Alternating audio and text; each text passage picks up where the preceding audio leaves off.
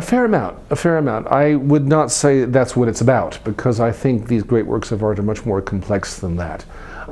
Clearly, the first movement is unrelieved tragedy. Schumann had tried to drown himself in the Rhine unsuccessfully, but then lived out his remaining few years in an asylum.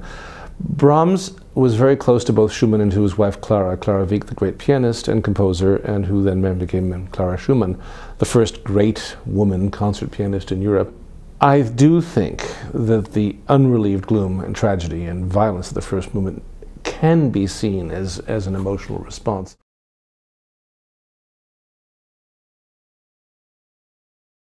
Well, of course, the journey has been, for the last 30 years, I've played it with several dozen other orchestras and conductors. It's a piece I'm never very far away from, and of course, by the time I played it with Previn, I'd already been playing it for 10 years. The journey is immense because the piece is particularly conductor dependent, orchestra dependent too, but put it this way, the Brahms First Piano Concerto is a very heavy, very demanding piece. It demands great weight of sound. It's technically very challenging, but it's not a display concerto. The soloist does not set the spirit so much. I mean, I like to joke, and this is a bad joke, that the world's greatest pianist with an inadequate conductor cannot do a good Brahms First.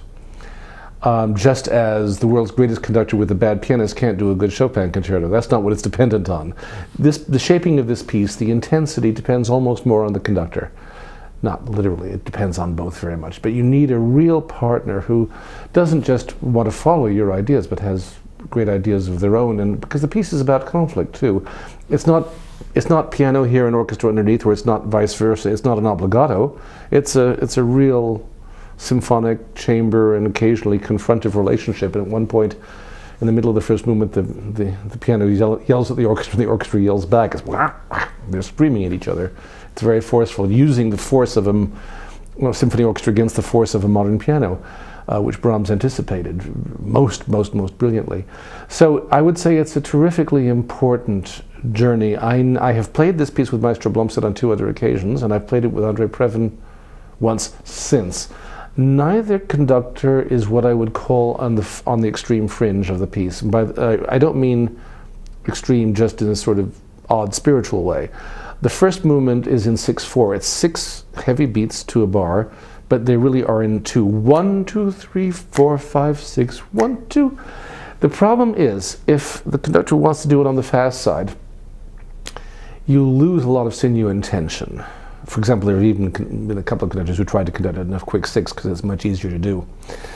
You lose that element. It just sounds easy. And if you do it in 2, as every good conductor does, it's a struggle because there's just so much distance between the beats. It's hard to generate enough rhythm.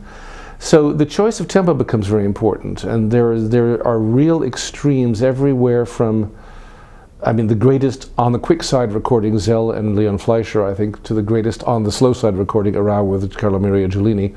But both are great, and both are absolutely legitimate readings of the piece. But I would say that both Maestro Blomstedt and Andre Previn, and in fact we're sort of in the middle of that. Also, the other factor in this piece that's very important is the catharsis of the finale, because the first one is unrelieved tragedy for 25 minutes, then a sort of 15-minute religious meditation, a benedictus really. So it's an incredibly serious piece. And then the last movement, although not at all full of levity, definitely has a Hungarian spice to it, and it wants to go towards levity. But it doesn't. It looks like it's going to stay tragic, but then at the very last 5 minutes or so, the sun comes out. In the Brahms D minor, there's no cadenza. This is not primarily about display. Of course, in that he harkens back to the old Concerto Grosso of the Baroque. And just as Beethoven is never far from this piece, Bach is never far from this piece. But I think he felt that a display moment, or where there was an improvisatory or showy moment, would really be inappropriate to the mood of the first movement. There are 2 small, fully written cadenzas, a very, very transcendent one in this movement, which is ethereal and trills that just float up into heaven, more or less, which match the mood of the music. And in the last movement, it sounds improvisatory, but a little bit like a little Hungarian too, a little bit of cymbalum in there you hear vaguely, and still you also hear a bit of the Ninth Symphony finale of Beethoven in the way the voices move toward the end. But it's that cadenza which actually is a through composed, he goes from darkness to light in that cadenza. He actually reaches a climax which is major, then minor, then major, and then the orchestra enters in a benign form.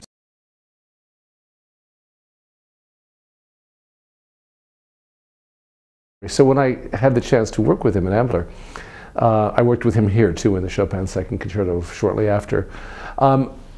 It was fantastic because, first of all, Ambler is a summer concert. You do one rehearsal. We're all totally professional. You know, you don't really have much time. But I mean, you know, at that point in my career, I was already several years into it, and I'd always known when I was in the hands of a great conductor, there's just no question. You just feel the concentration of energy, the effectiveness, the way things happen, the phrasing, the energy, the commitment. And so, of course, I knew that, and it was really great.